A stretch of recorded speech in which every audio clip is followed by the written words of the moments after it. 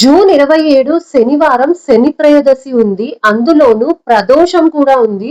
చాలా అంటే చాలా అడ్డుగా వస్తుందండి. అసలు ప్రదోషం అంటే ఏంటి? ఆ రోజు ఏం చేస్తారు అంటే, మనకి నెలలో 2 ప్రదోషాలు వస్తాయి. ఒకటి శుక్లపక్షంలో వచ్చే త్రయోదశి, రెండవది కృష్ణపక్షంలో వచ్చే త్రయోదశి. ఆ రోజు శివలింగానికి ఇంకా నందీశ్వరుడికి ప్రత్యేకమైన 11 ద్రవ్యాలతో అభిషేకాలు చేస్తారు.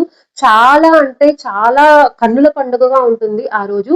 త్రయోదశి రోజున మీరు ఉదయమే మీకు దగ్గరలో ఉన్న శివాలయానికి వెళ్ళి నవగ్రహాలకి, అందులోను శని భగవానుడికి నూనెతో తైలాభిషేకం చేసి చక్కగా 11 ప్రదక్షిణాలు చేసిన తర్వాత కాళ్ళు ఇంకా కళ్ళు కడుక్కొని శివాలయానికి వెళ్ళి చక్కగా ప్రదక్షిణాలు చేయండి. ఓం నమ శివాయ అని అయితే అనుకోండి. మీకు ఎన్నిసార్లు వీలైతే అన్నిసార్లు.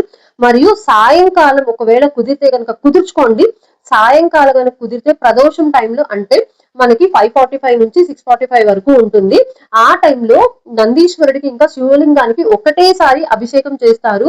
అది అందులో మీరు పాల్గొనడం చాలా అదృష్టము. ఒకవేళ మీకు ఆ అభిషేకం చేసేంత మాకు స్తోమత లేదు అనుకుంటే కనీసం ఆ రోజు శివలింగానికి కొంచెం నీళ్ళన్నా పోసి అభిషేకం చేసి ఓం నమ శివాయ అనుకొని 108 సార్లు అయితే జపించండి. ఇంకొక విషయము, శనీశ్వరుడికి చదవాల్సిన శ్లోకాన్ని నేను ఇక్కడ ఇస్తున్నాను. చక్కగా చూసి వీలైనన్ని సార్లు చదువుకోండి.